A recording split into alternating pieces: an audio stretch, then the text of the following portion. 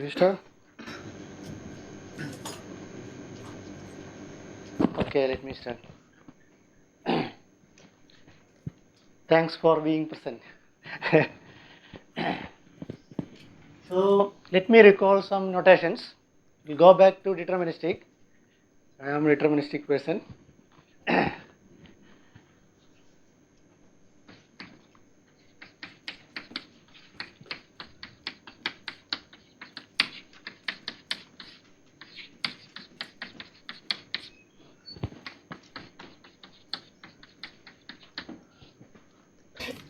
So this was my system, and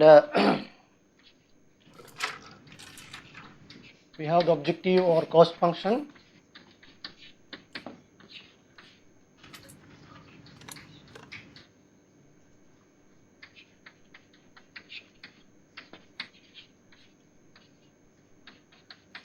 And my notation for the solution was phi I was using.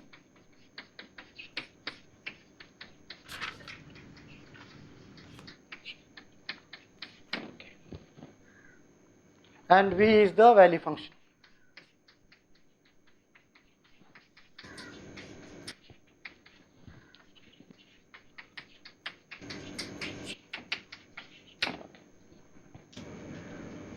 And so we have proved dynamic programming principle. So now you have heard many times that word, so no problem. Then if V is smooth, C1 we have derived, we have seen that it satisfies in the classical way the first order Hamilton-Jacobi equation which was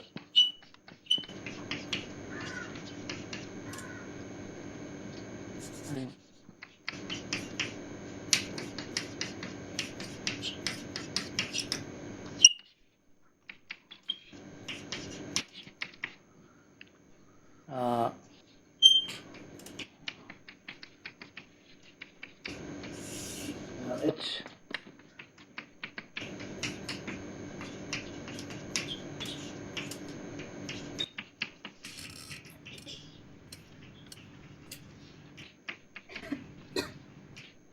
like that.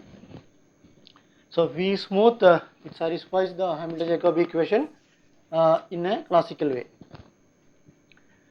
And then we have come back to the forward equation. So W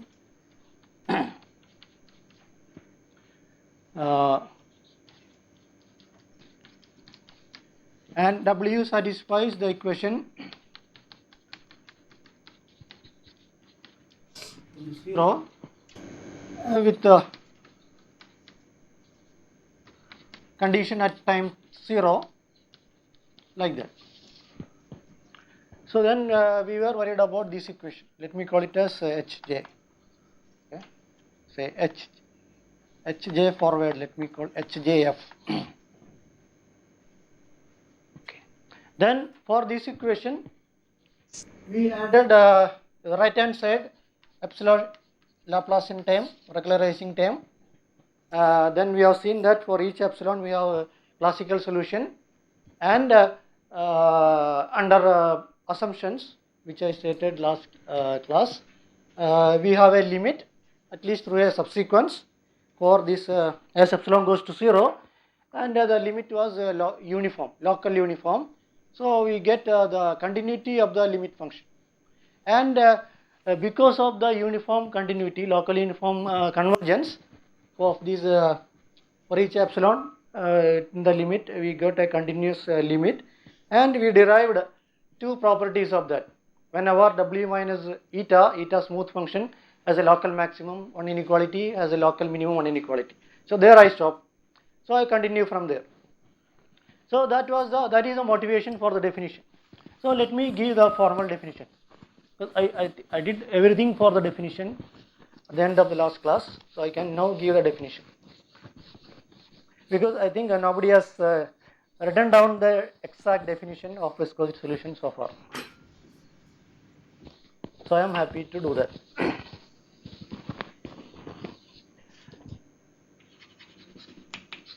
So consider the Hamilton-Jacobi equation, the forward equation. Wt plus h equal to 0 and at time t equal to 0 it is g.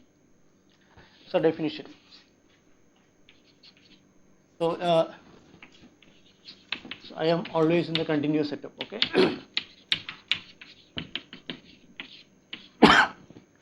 There is also extension to lower semi-continuous things. Okay. So if you want more details, you can look at the book by Bardi. It is given in my notes. Bardi and Olseta, optimal control and viscosity solutions of HJB equations. It's a very nice book. Definition. So we say that W is a viscosity subsolution of viscosity because we are epsilon Laplacian term is viscous term. So this method is vanishing viscosity method and the solution has the name viscosity. If one wants, you can call weak, doesn't matter, weak solution. If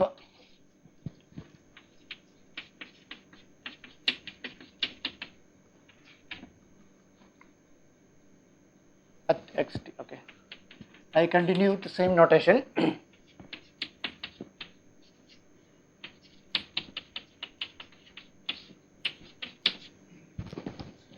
So this should hold at all x naught t naught in 0 t, you can include t also. So I write Rn first.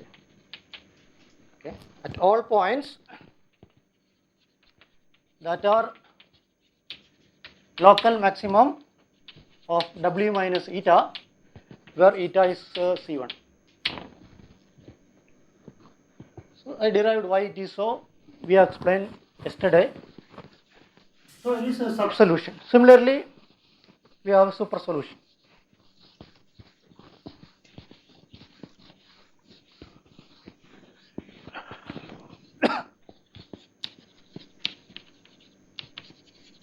We say that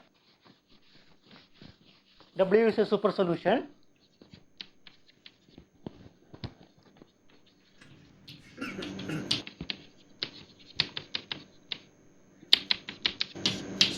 if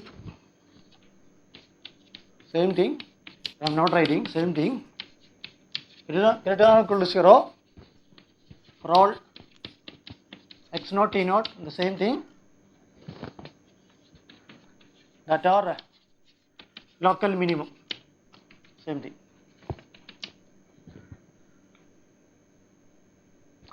And finally, W is a viscosity solution if it is both sub and super solution. So this is the formal definition.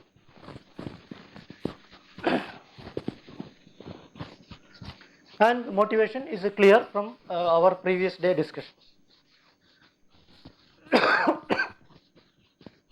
Okay.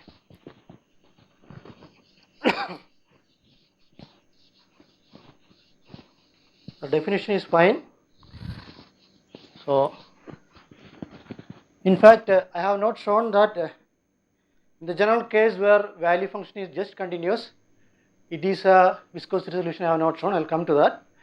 Before that, whatever weak solution notion you introduce for PDEs, what we want is comparison or uniqueness, right? So I want to come to that first.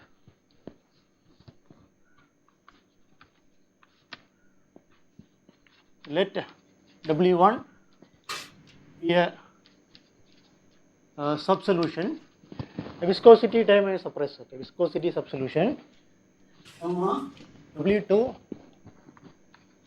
be a super solution of the equation HJF.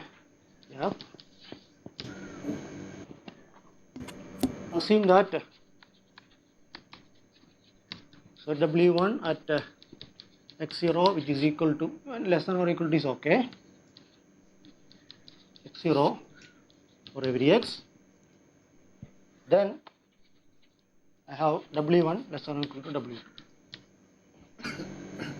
Oh, okay, so W1, W2 is uniformly continuous. So we have can compare subsolution, super solution in the class of all uniformly continuous functions. So this will give rise to uniqueness in the class of uniformly continuous function. So I want to sketch the proof.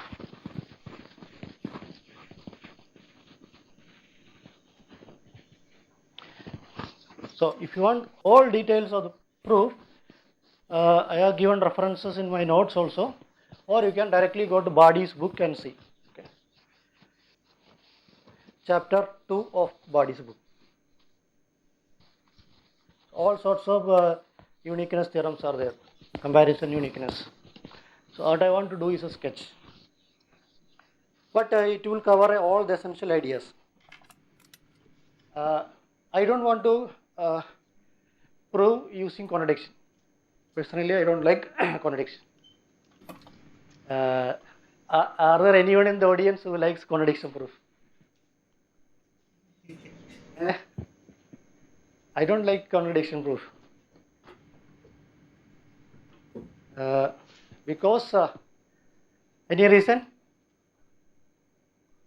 Because we mathematicians do a lot of contradiction proof. Assume that this is, if possible, this is not true, then arrive at a contradiction.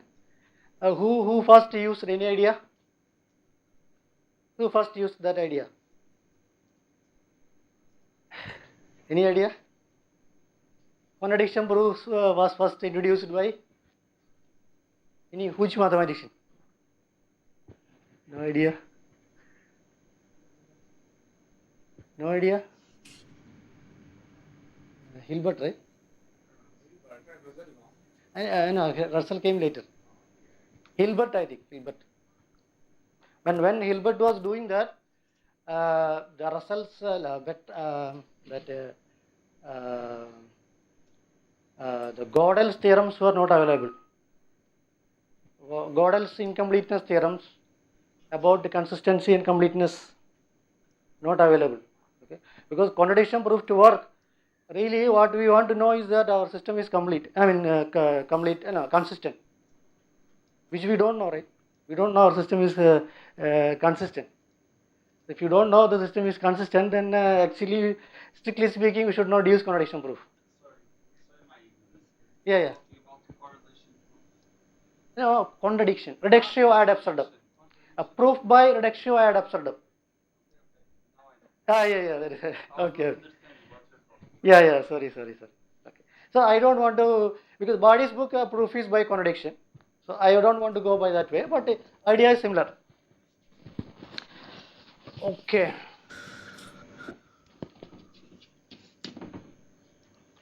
So what you Evans doesn't use a contradiction. Evans doesn't use Evans proof I have not seen. Yeah, I like proofs without the contradiction. Yeah. I want to go that way. Yes. What you do is you let Q equal to our usual notation. Q, I think the previous either your talk or Nandakamaran's talk, this Q was introduced. This is our domain. And Q square, you define a map psi to R is psi is a typical argument in the comparison, okay, which is W1 at xt minus W2 at ys minus some penalization times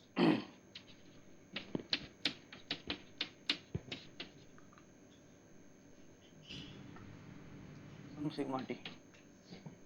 So here all parameters sigma, alpha, epsilon are small positive numbers.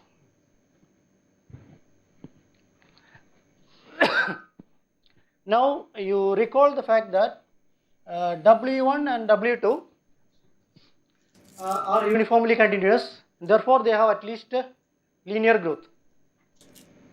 If you have done it early, leave it. So if you have not done it, it is good to do once in your lifetime. Okay. So uniform continuous functions has at least a linear growth. So because of that, whenever this mod x minus y and mod t minus s,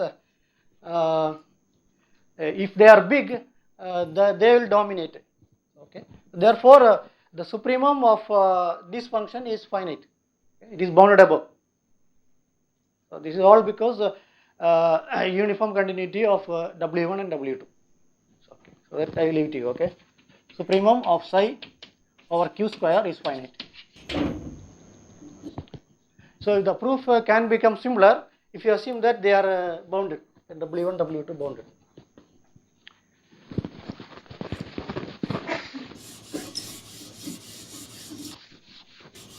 So here I want to make a simplifying assumption and go forward.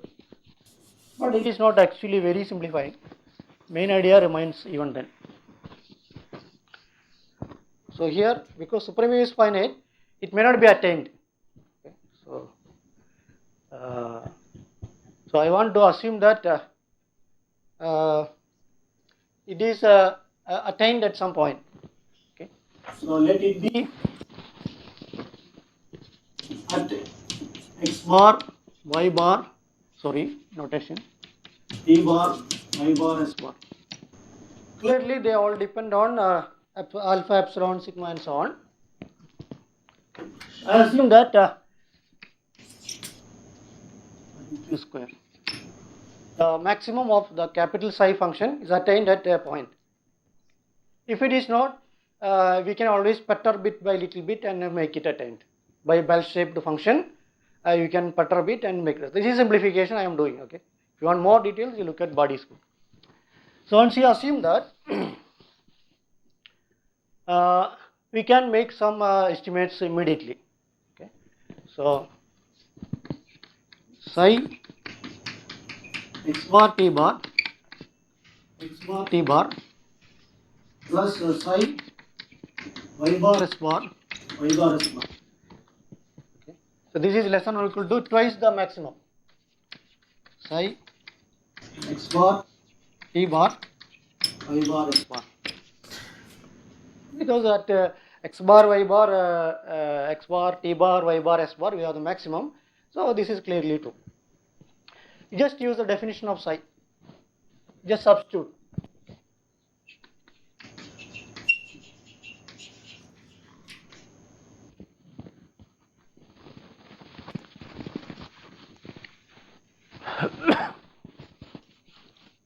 Now do the algebra. So fortunately no algebra is around.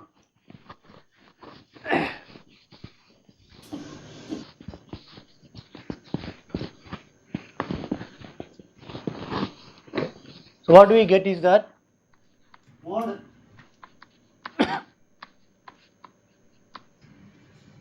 maybe it doesn't matter.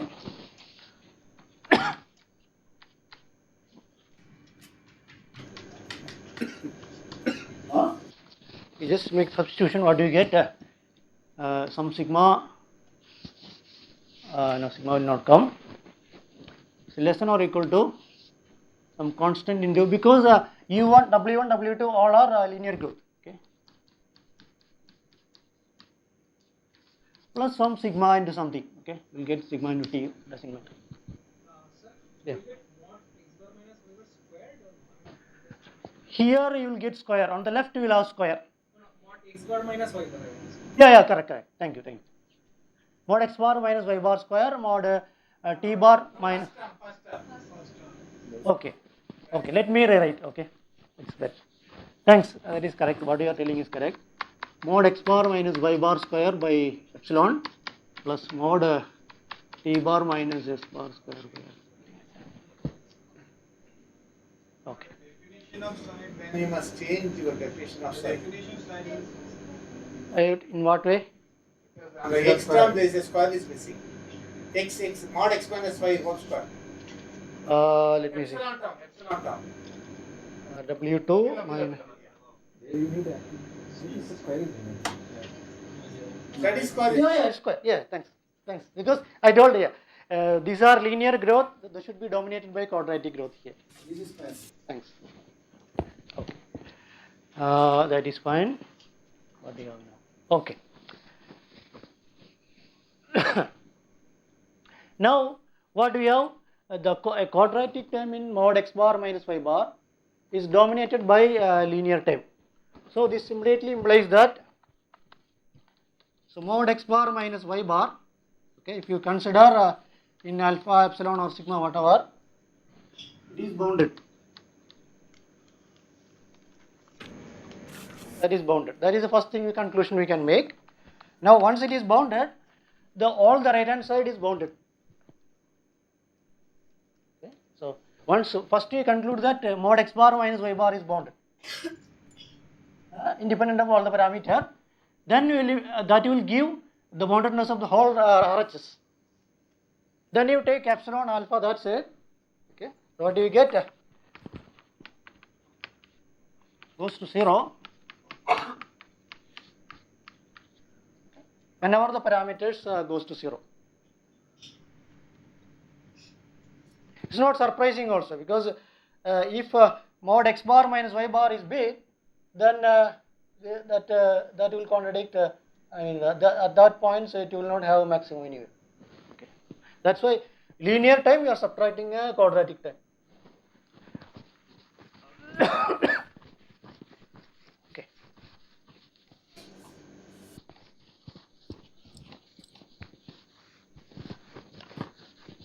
Okay.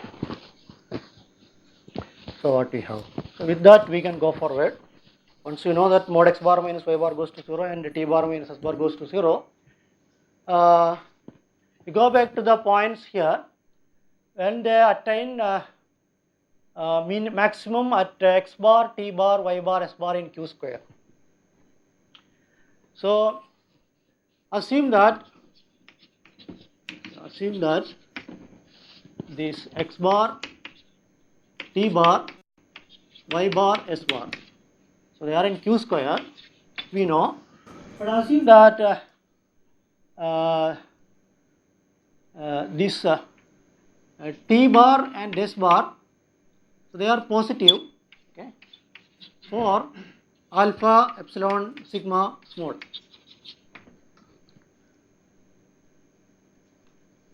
Sigma actually doesn't play much role, but basically alpha and epsilon. So assume that, otherwise we will see what it. So in this case, I want to derive a contradiction. So I am not avoiding that. Okay. So what you do is that in this case, so this will imply that, so x bar minus, so then you use, in this case you use the definition of subsolution and supersolution. Why?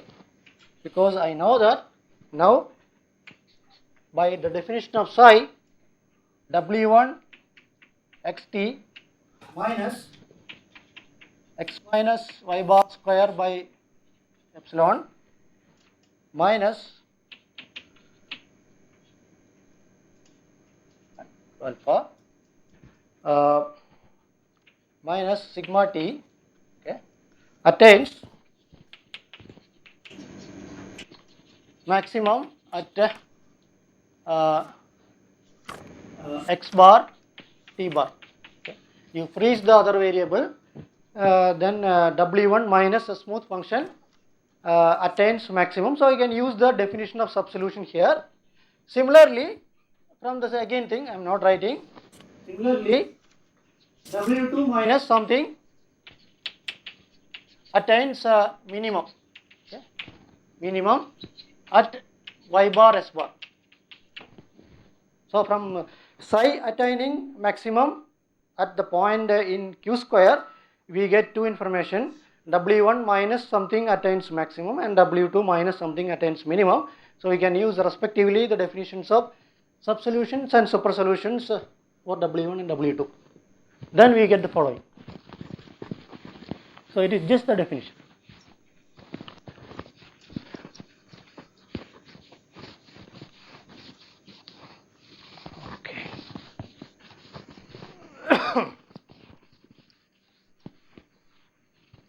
So using the definitions, what we get?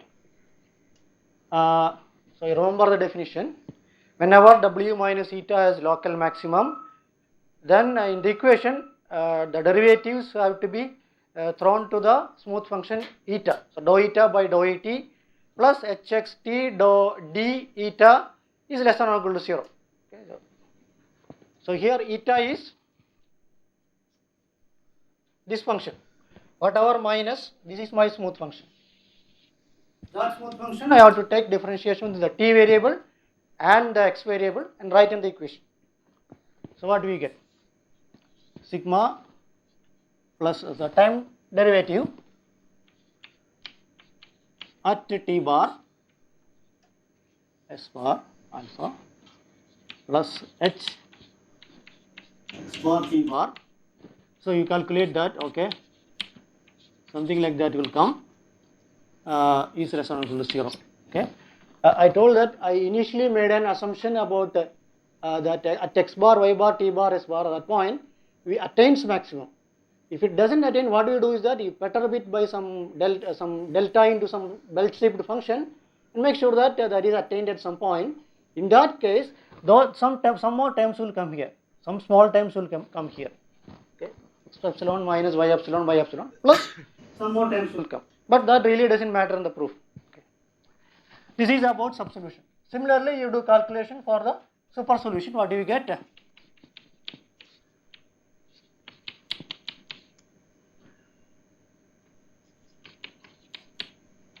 So this will be same here. Oh, I am writing I think notation problem. Okay. Everywhere x epsilon did I write? No, that's okay. So only here problem.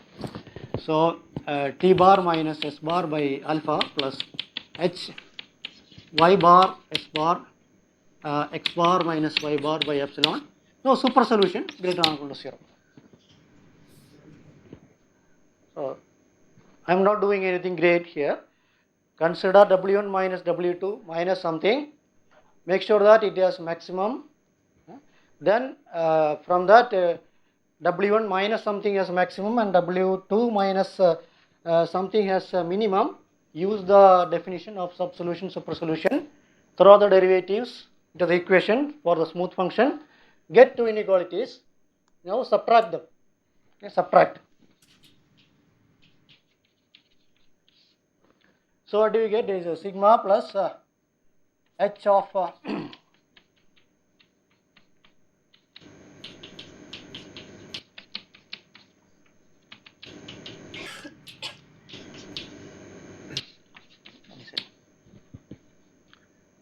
now we have to recall the definition of h.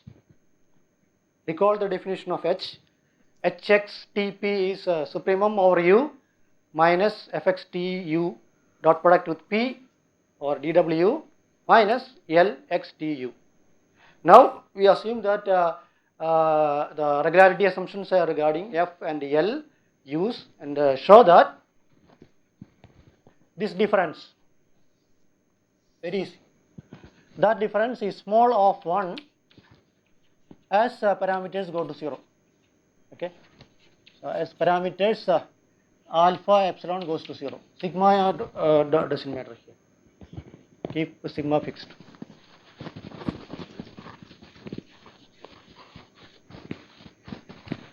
So we immediately have a contradiction, right? Because sigma is a positive parameter. Sigma plus something goes to 0, right? So we have a contradiction. So this is of 1. This difference is of 1. So that can be made arbitrarily small, but sigma is positive.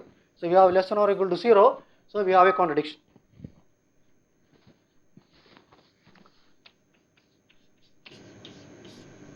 So that contradiction rules out this case.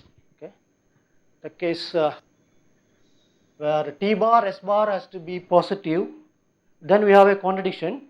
So through a sequence, as parameters alpha epsilon goes to 0, at least through a subsequence alpha n epsilon n goes to 0, there should be a 0.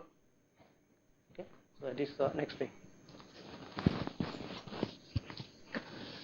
So this implies that through a subsequence alpha n goes to 0, n goes to 0. Okay. So this either t bar equal to 0 for every n, or s bar equal to 0 for every n. So both cases can be dealt similarly. So I will do one case. So in this case,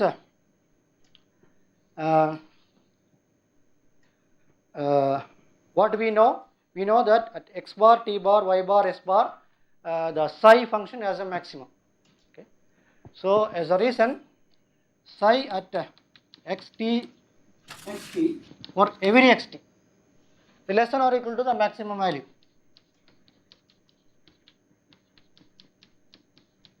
Because it is a maximum. Now we just use the definition of psi. What do we get?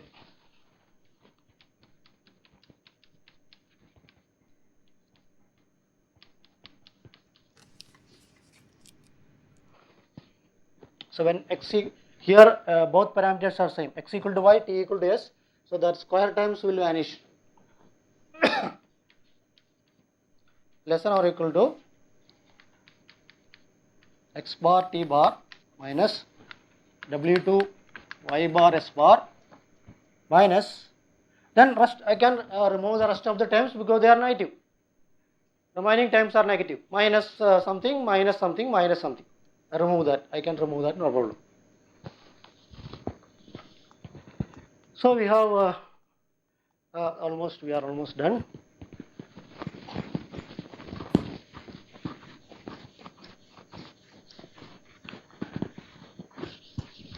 So again, as you can see, the main idea is cleverly choosing the auxiliary function psi, and that is standard also. So once you know one or two comparison on uniqueness principle in PDE, you are familiar with those kind of things. Okay. Now, what is assumption now? Either t bar equal to 0 for every through a subsequence, or s bar equal to 0. So let us take this case. Other case is analogous. Okay. You take a t bar equal to 0 through a subsequence, then you consider the right hand side of this inequality. W1 x bar t bar minus W2 x bar t bar. Okay, let me consider that. So W1 x bar t bar is 0 minus W2 y bar s bar. That is fine. The usual adding and subtracting times. So W1 x bar 0 minus W2 W1 y bar 0 plus W1 y bar 0 minus W2 y bar s bar. I want y bar 0 W2 y bar s bar, that is okay. So plus W2 y bar 0 minus I think I missed one time, x bar 0 y bar 0, then y bar 0 W2 y bar is 0. y bar s bar. Y bar 0. W1 y bar is 0. Yeah, that is good. That is what I am seeing. Plus no, I need W2, right? W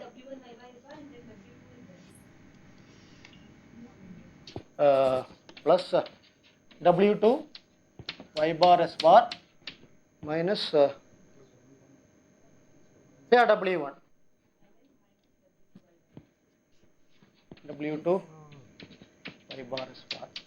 No, not this. X bar 0. I want so y bar 0.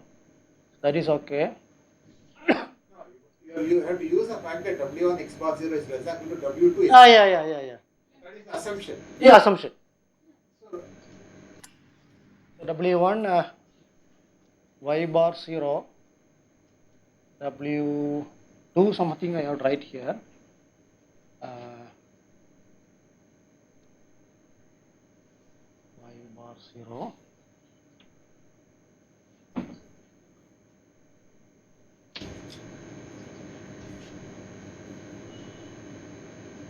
It's okay. Okay. So this is goes to 0. Okay. Why? Because W1 is uniformly continuous, and x bar minus y bar goes to 0. So that two terms difference goes to 0 as parameters go to 0, and this term y bar 0 because of the initial condition. Okay. W1 is less than or equal to W2 when time equal to 0. That is assumption. So because of that, this is less than or equal to 0, and here because t bar minus s bar goes to 0, so this goes to 0. So first and third term goes to 0, second term is less than or equal to 0 by the assumption. Therefore, the whole right hand side, this is less than or equal to 0 in the limit. It is okay. So here the RHS less than or equal to 0 in limit.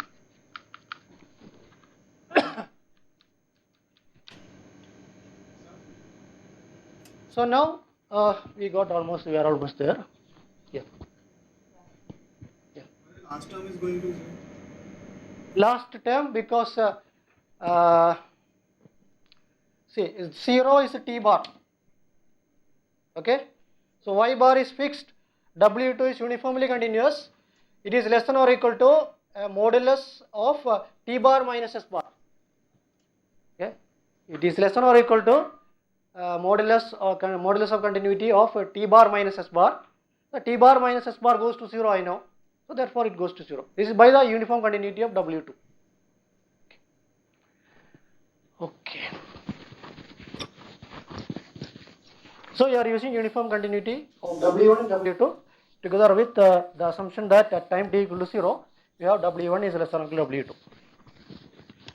Okay. So therefore, so from here you come here, you get W1 xt minus W2 xt less than or equal to sigma t. So sigma capital T I write. No problem. Now sigma small parameter, I can take limit as sigma go to 0, we get the required result.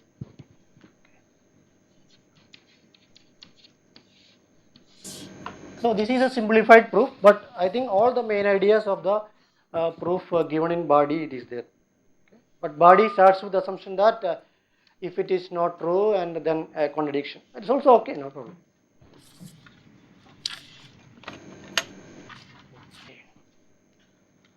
So we have the comparison now. If at time t equal to 0, if W1 is less than or equal to W2, W1 is a subsolution, W2 is super solution, that same inequality at time t equal to 0 gets carried to any type. So that will immediately give us uniqueness. So let me write down here.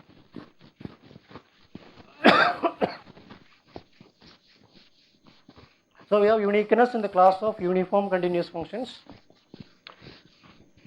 Okay. Of course, if you are familiar with PDE, this is nothing, but otherwise it is interesting.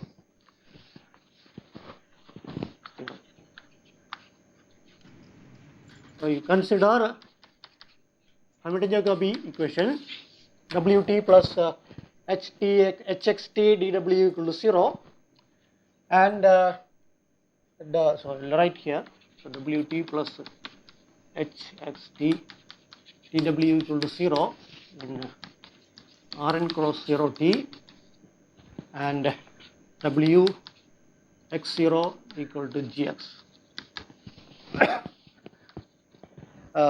If W1, W2 is in uniformly continuous Rn cross 0T or viscosity solutions of this equation, solution, okay, satisfying the initial condition, okay, both satisfying the initial condition, then W1 equal to W2. Okay. So this is immediately follows from the comparison we have done just now.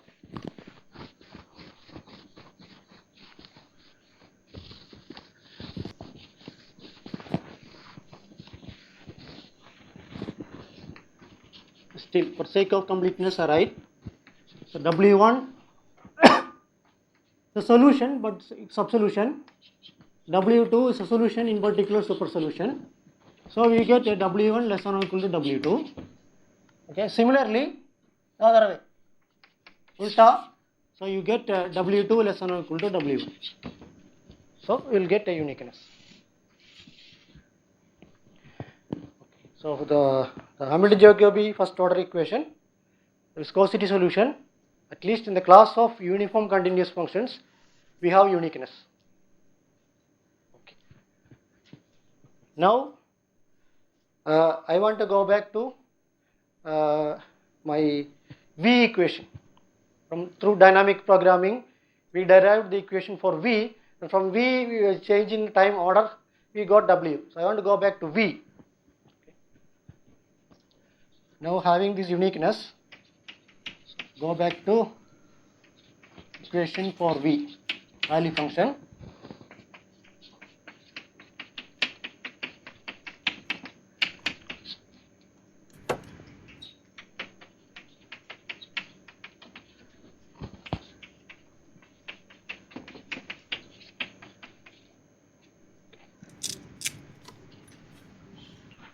So this I just denote by HA, B, HA, now forward.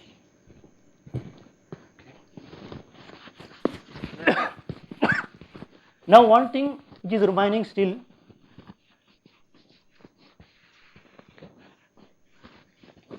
now we know that this equation, either the forward or the backward, has a unique solution. So, but we have not yet shown that in the non-smooth case, V is a viscosity solution, we have not shown. So that is remaining. Let me go through that.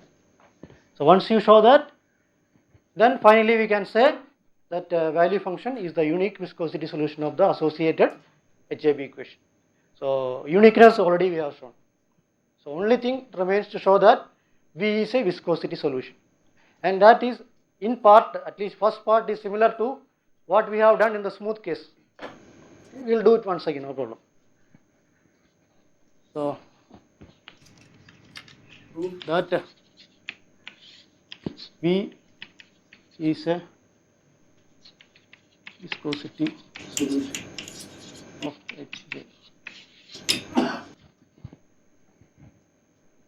So this is first part is similar, but still if you do it twice, then I will learn more, you will learn more.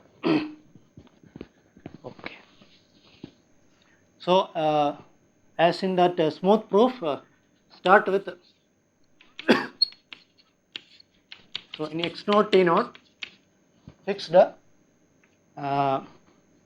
and take u in u, and u dot is a constant control u. This is what we have done that smooth case also. Then apply DPP, dynamic programming principle.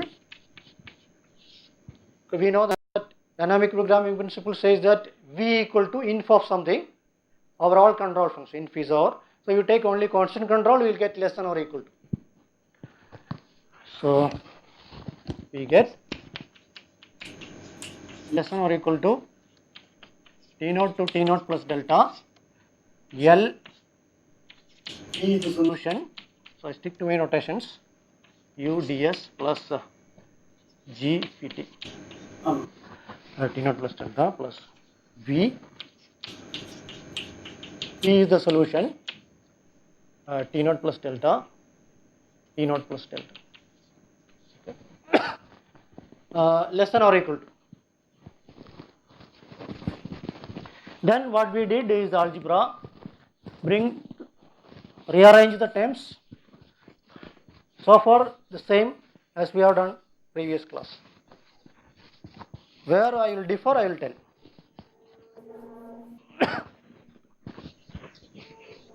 So rearranging and dividing by delta, we get same expression. I rewrite.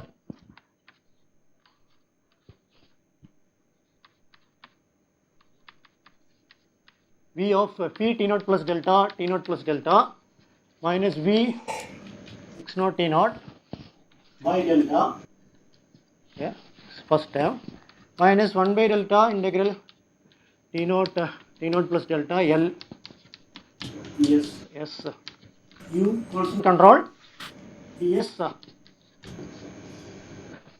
So far it is same.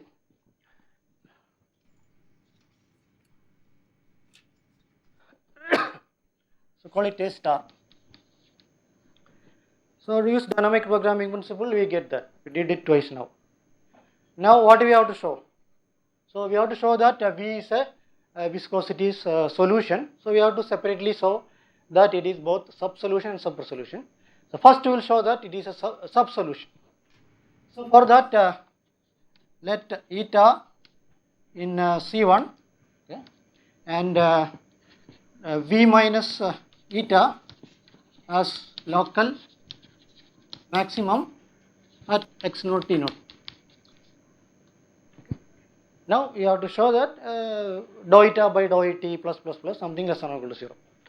Now the difference in the previous step is that, see, what is the meaning of this? V minus eta has local maximum, so it is xt less than V minus eta at the point x naught T naught. Whenever xt belongs to a ball around x naught T naught. Now use this information. What we can do is that here, okay, this V minus V at P T naught plus delta minus V x naught T naught by delta. In this, the first term, okay, the V can be replaced by eta. Wherever V is there, the first term you replace by eta because V minus eta has local maximum. We have this bound, we have this inequality. So this is how you replace the non-smooth function with a smooth function. But as Adimurthy was explaining in the linear case, second order linear equation case, there we are also doing similar things, but by integration by parts. Okay, if you remember the definition of weak solution, we are throwing the derivative from the non-smooth function to the smooth function by integration by parts. Here it is by maximum kind of principle. So so you replace V by eta, that is allowed. Replace V by eta. Now you can take limit because eta is a smooth function. Then we get what we want. So that is very easy.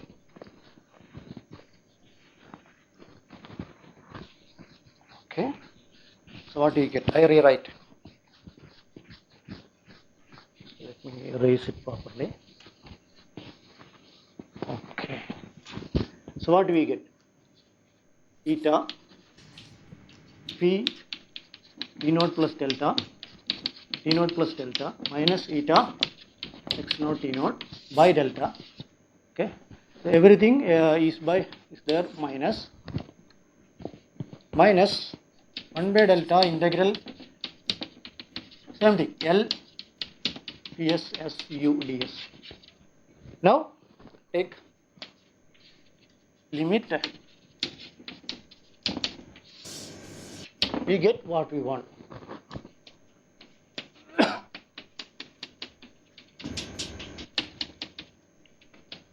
Okay, and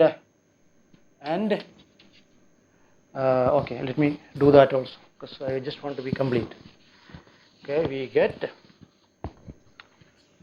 dou eta by dou et at x naught T naught minus is there f at x naught T naught u minus and gradient of eta x naught t naught minus L x naught t naught u less than or equal to 0, and this is true for every u in the control set u. Now you take supremum, you get over u. So this is same as a smooth case, except v replacing by a smooth function by the property of maximum.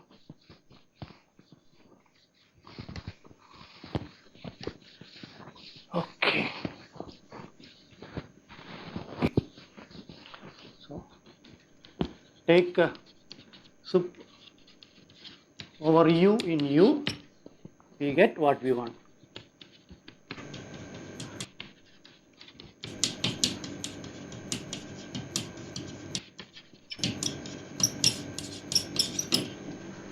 So V is a subsolution.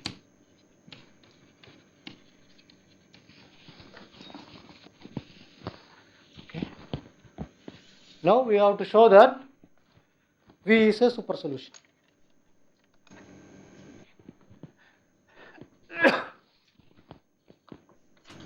Let me call it as part 2.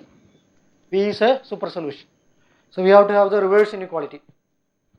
But when local maximum replaced by local minimum. Okay, so let V minus eta as local minimum at some point, okay, where eta is smooth for some C1 eta.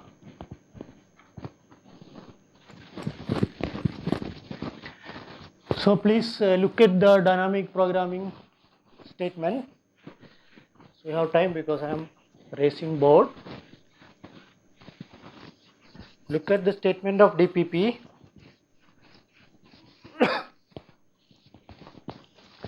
Vx naught T naught is infimum of something. Okay. So what I do, I start with arbitrary fixed positive epsilon. Then look at the DPP expression. Vx naught T naught is infimum over all u dot something. So because of that, for delta small,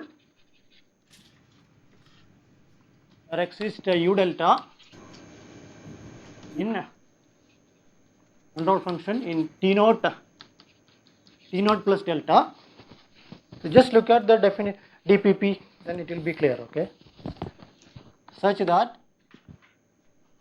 V x naught T naught greater than or equal to integral T naught to T naught plus delta L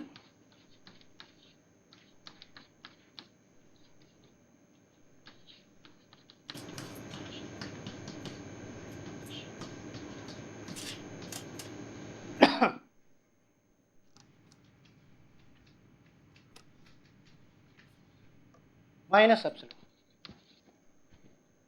It is just the definition of infimum. We can, when in delta, I can approximate infimum by as close we want, right? So fix epsilon, then do it for delta small. Okay. Now again you rearrange. What do we get? Minus. So I will write there. As in the part 1, you rearrange.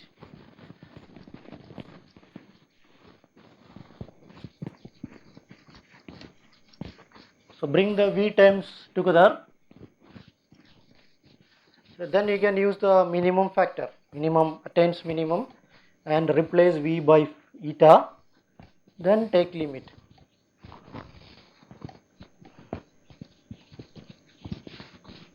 Okay, rearrange. Minus V delta. Where phi delta it is not mentioned, maybe I can write here. Phi delta T, it is the solution trajectory. Start with x naught T naught with the control u delta. Okay. So that is whatever approximating control u delta, you evolve your trajectory, so that is phi delta. So v phi delta at the point t naught plus delta, in t naught plus delta, minus v x naught t naught divided by delta. Okay, same thing, only thing we have a reverse inequality here. Okay, the same steps, minus 1 by delta integral t naught to t naught plus delta L phi delta t d delta t dt minus delta naught equal to minus epsilon, because I have divided by delta. Now there is one difference. Difference is that earlier instead of u delta here, okay, we had a constant control u which did not depend on delta. Now that u delta, the control depends on delta. So you have to be careful when you take limit when, because of that phi delta, the trajectory also depends on delta. Earlier it was not the case. Okay. So you have to be careful before taking limit as delta goes to 0. So that is what we are going to do. So we have an inequality LHS from LHS. Immediately what we can do? So as earlier, the v time, v of something minus v of something by delta can be replaced by eta, because it has local minimum now and the inequality is reversed. So v, it can be replaced by eta. So please do that, because local minimum. Okay, eta, because it v minus eta is local minimum, inequality is reversed here, it is possible. So that part is done. Now one observation we have to make, can do later also. So we have some LHS is here, is greater than or equal to minus epsilon. LHS depends on delta.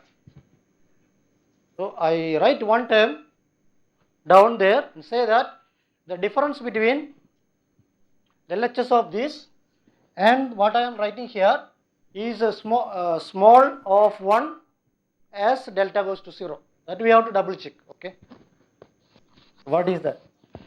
I am writing here, so minus by dou t x naught t naught minus 1 by delta integral t naught to t naught plus delta. This is something we have to check. Okay, which is elementary, very elementary. If you know how to write down the integral equation for the ODE, it will come. So,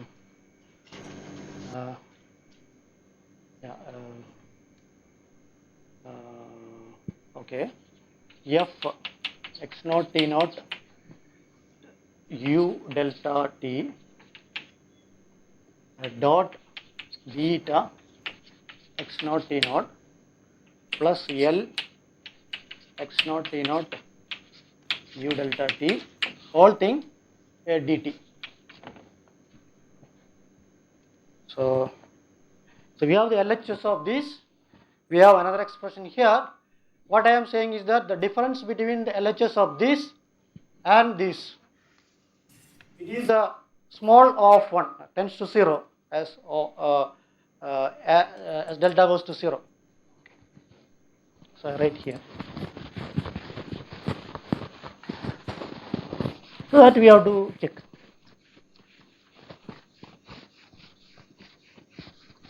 Because somehow we have to change the delta dependence, we have to deal with it.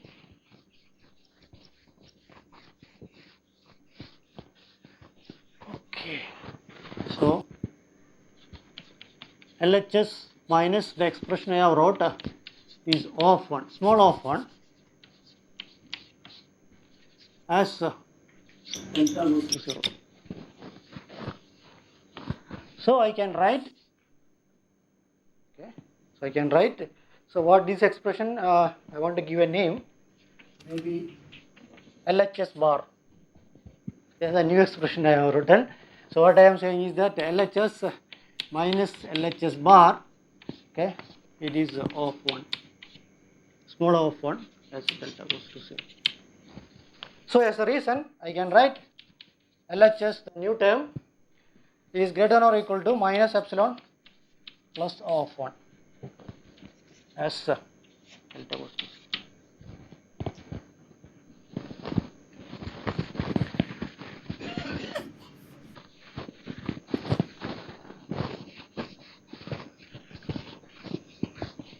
Okay, so now we can look at LHS bar and recall the definition of Hamiltonian. Please look at the definition of H, because I will get time to erase the board. What is H? HXTP is supremum over U minus FXTU dot product with P or d eta minus LXTU supremum. So what we have here is LHS bar. So LHS bar is this. So we have inside the integral we have terms like that. Instead of U we have U delta of T. So and if you know the definition of H is the supremum over minus of something. So by the definition of H, nothing else, H Hamiltonian, LHS bar plus is greater or equal to minus epsilon plus small of 1. So LHS bar I can replace now by LHS bar, let me write double bar. So what is that? So LHS double bar is greater or equal to minus epsilon plus of 1. What is this LHS bar? Double bar, help me write. So what is this? It is minus dou eta by dou et x naught t naught plus 1 by delta integral t naught to delta h x naught t naught d eta x naught dt. This is the definition of H, nothing else. So now we removed a U delta completely because we have taken sup. So U delta is gone. So now delta gets cancelled, right? So then we get what we want. Symbolize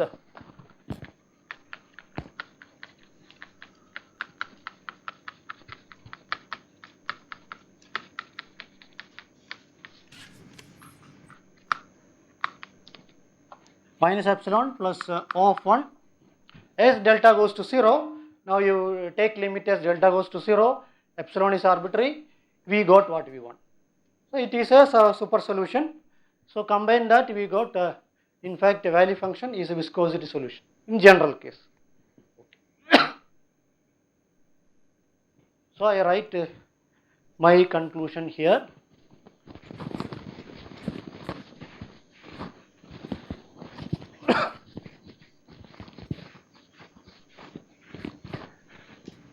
So the whole the story I write in 2 lines here.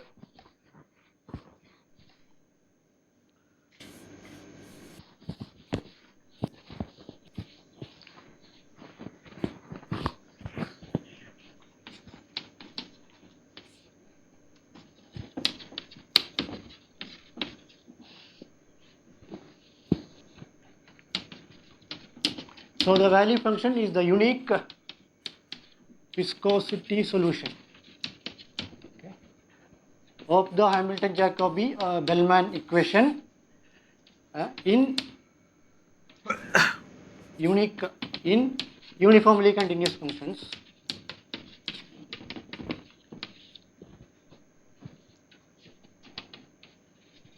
satisfy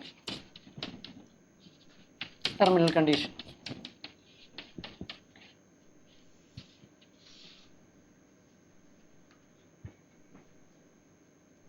So we have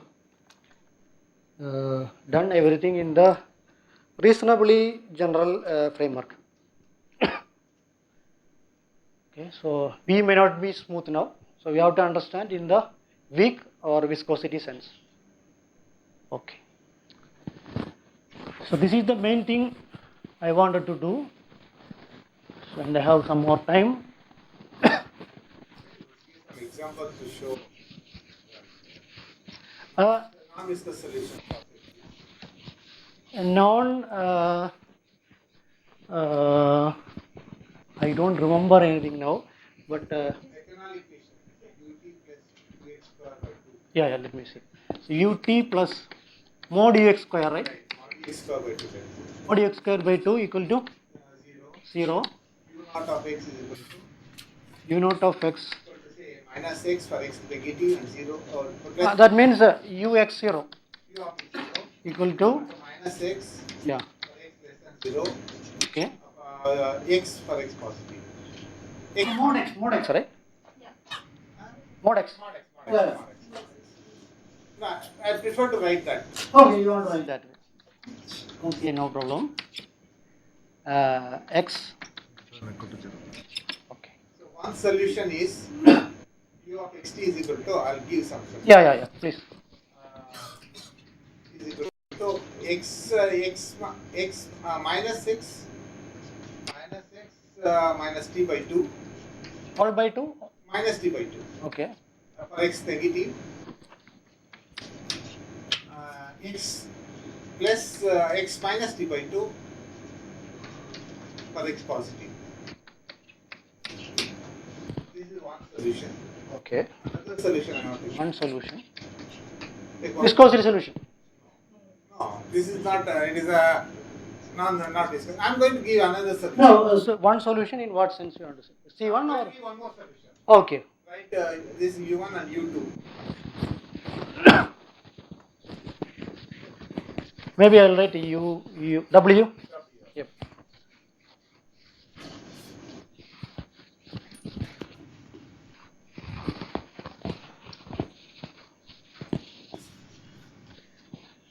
Okay. W xt Is equal to same thing. Minus x minus t by 2 for x less than t. less than t. Right. Okay. X square by 2t X square. by 2t. X less than minus t. Sorry, in the previous one. No, that's fine. Here x less than X minus. less than minus t. Okay. X square by 2t between minus t and plus t. Minus t less than x. And same thing, x minus t by t. X minus t by 2 for x greater than t. So this is the viscosity solution. Okay.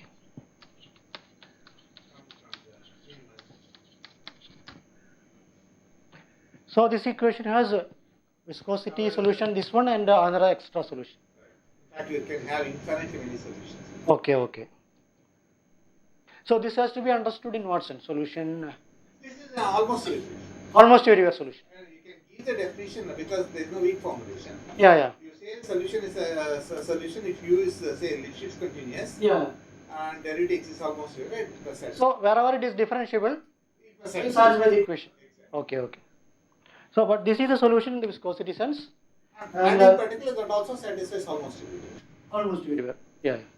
And by the way, so viscosity solution, we can show that wherever it is differentiable, it satisfies the equation in the classical sense. So that can be shown. Because I don't have, I think, time to do that. But please look at Body's book. Okay. So viscosity solution, wherever it is differentiable, it is satisfied in the classical point-wise sense. Points of differentiability. Otherwise, we cannot say anything. So at the differentiability and non-differentiability points only really these conditions will come in force. Okay. So I want to say a little more.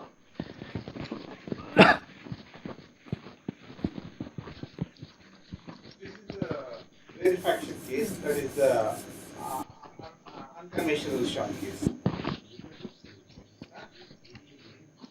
Yeah, that one is unique good solution, right? One is a shock or unconventional shock.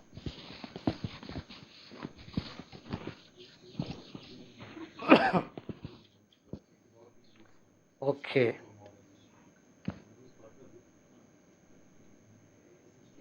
there is one, I think, first talk, Ghosh also talked about a verification theorem.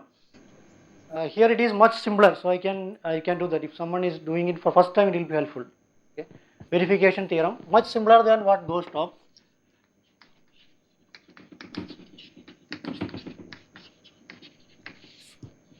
In the smooth case, okay, the non-smooth case, it is we have to go to subdifferentials and so on. So assume V is a C1, continuously differentiable, and so you fix x naught t naught. Let u star dot is an admissible control. Okay, from t naught to t, we are giving some sufficient conditions for u star to be optimal. So let P star t is the corresponding solution.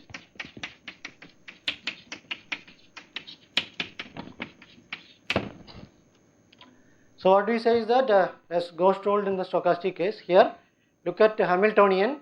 So if at each point or almost everywhere t, if u star t attains the maximum in the Hamiltonian, then this is a optimal control. So I state here, if for almost everywhere t in t naught t,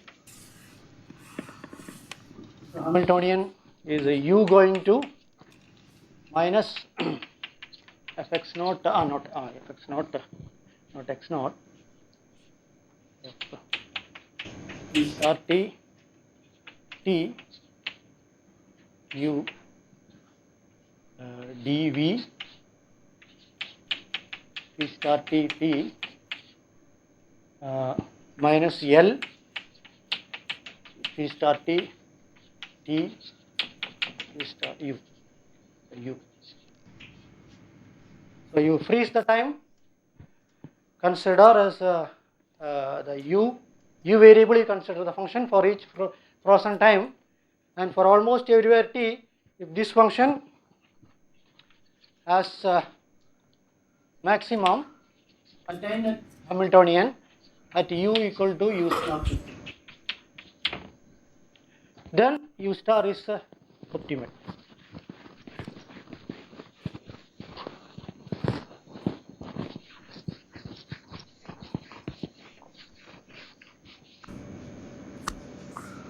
So which is very easy. I just want to do that.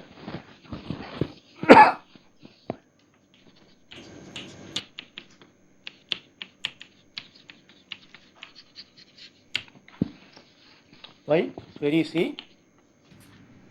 You C1, value function is C1, so it is a classical solution. So you substitute in the equation, use this information. So dou v by dou t minus dou v by dou t plus h equal to 0, but h is attained at u equal to u star t. That's it. So we have minus dou v by dou t along the optimal trajectory t plus h is attained at this point, so minus f p star t t p star t dot product dv whatever inside, okay, p star t t, don't have place to, I will write vertically, dv inside is p star t t minus L p star t t p star t. Now HAB reduces to this because it is at maximum is attained at u equal to u star t. You cancel the minus everywhere, integrate from before that the first two terms can be combined, chain rule.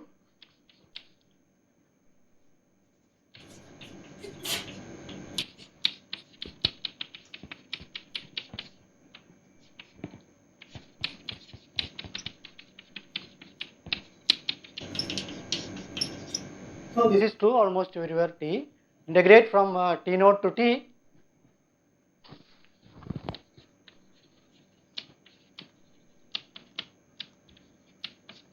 We get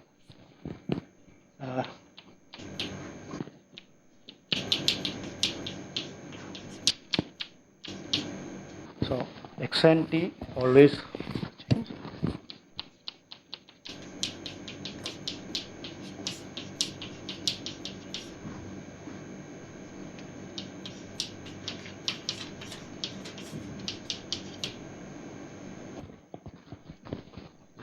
So now to the algebra.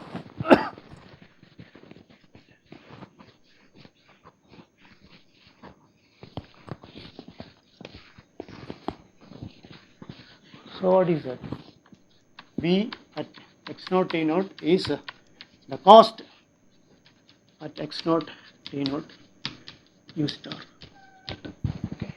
So it is optimal because J is integral t naught to t L plus G. And this verification theorem, as Ghosh told, we can use it in the linear quadratic case. Explicitly we can make the calculation, because in the linear quadratic case, you know, u star t we can explicitly say as a function of x star t or phi star t. So we know everything expression. So this is one rare case where you can really use it, because there v is smooth and we have the explicitly where it is maximum at times we know, because it is a quadratic function. Everything. Now finally, because Sheetal has requested me to tell something about the infinite case, infinite dimensional case. So that is my final task. So far we have been discussing about optimal control problems where the state equation is in Rn. Okay, so this is a finite dimensional state equation, and we have a corresponding objective function. We have the optimal control problem. We got the HAB equation where the Vxt x belongs to Rn, because state space is Rn. Similarly, if you consider, for example, control of PDEs or even control of delay equations, one approach is that you consider that in appropriate Banach spaces or Hilbert spaces, you consider it as an ODE. That is one way. The so-called semi-group method is that. So if you consider the control problem of PDEs or delay equations, so delay you leave it, because this school is more about PDEs, control of Navier-Stokes and so on. So there what you do is that the equation is x dot t equal to axt plus some f of xt, forget about t and on. The so-called semilinear, there is a rich theory also for semilinear PDEs. So where you can represent many PDEs as ODEs in a Banach space. Okay, so where this x now belongs to some Banach space or Hilbert space. So you can do the similar things what we have done, but here infinite dimensional space, you know that the main problem is now you know, because the Levy process, all the Banach spaces you have seen, right? So what is the basic difficulty in infinite dimension? What you don't like in infinite dimension? What you like, I am not asking, because you may like lot of things, right? Yeah, that is it. So the unit ball is not, balls are not compact. So whenever you have sequence, bounded sequence, you cannot go to a subsequence which converges. So because of that, you have many difficulties. So here also you can do objective functional, you can say objective functional. Then we have the value function. But the problem now, this x belongs to some Banach space. And we have similarly HAB equation we have. So where I forgot to tell, so the here A is as Barbara was telling in her talk, in that context, A or minus A is the generator of a C0 semigroup. Okay, if you know that.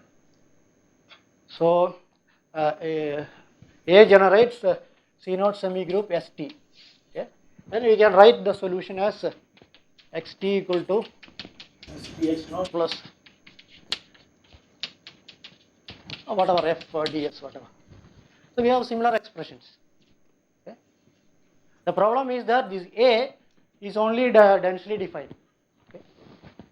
A is closed, densely defined, and so on.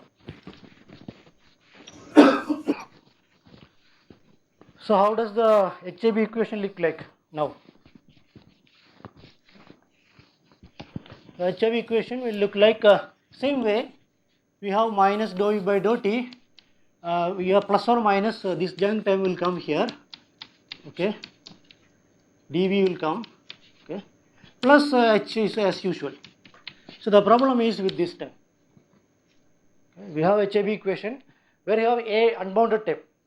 Okay, this is a HAB equation and unbounded term. So this creates all the difficulty. So you can define viscosity solution whenever eta is smooth and W minus eta is local maximum at x naught t naught. Then one inequality holds. Similarly, local minimum is there, that inequality holds. We can define, but the problem is that uniqueness is the difficulty. You cannot prove uniqueness because you see, look back at the uniqueness result. That the compactness we are using many places, knowingly or unknowingly. Compactness of balls that you cannot use directly. So at least one or two methods I am aware of. The works by Crandall-Lyons and Tataru. So I just want to mention about that. So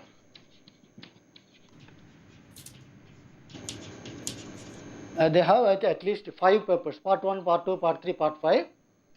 Journal of Functional Analysis. And finally, there is also a paper by Tataru. Tataru, not Tartar, Tataru.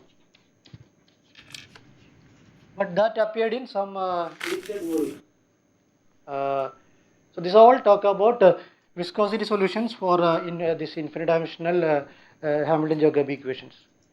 So the difficulty is determining which is the correct class of test functions, not just C1 or C2. So that so Tataru differs from Crandall-Lyons. But as far as I know, and again, when you see Navier-Stokes and the semi-group formulation, if at all it is there, it will be different. I think once Sridharan told me that it is a little bit, it's not like this. The unbounded terms comes little bit differently in Navier-Stokes, but I don't know, I have not seen the expression. He told me that it is different, not like this. But there are unbounded terms, definitely, because PD operator is there. So there has to be unbounded operator, but in Navier-Stokes, I guess, if I remember correctly, this is not like this, but a little bit different. So somehow, infinite dimensional, if you are going by a semi-group method, you have to somehow deal with these unbounded terms, either this or some other form. So their test function can be done several ways. Okay. So Crandall-Lyons has done, they themselves have done, first they have done the bounded case, A bounded. That is not very difficult, but it is not very useful because infinite dimensional, I think we have to deal with unbounded case. But then they have tried to do something then in unbounded case, but I think it is not satisfactory. Then Tataru was some work which I don't remember the detail. I have used in one of my work, but I don't remember now. But at least I have told the definitions and the difficulty about the unbounded linear time. The more doubts can be put to Professor Sridharan when he comes. Okay. Any other doubts? I can try to answer.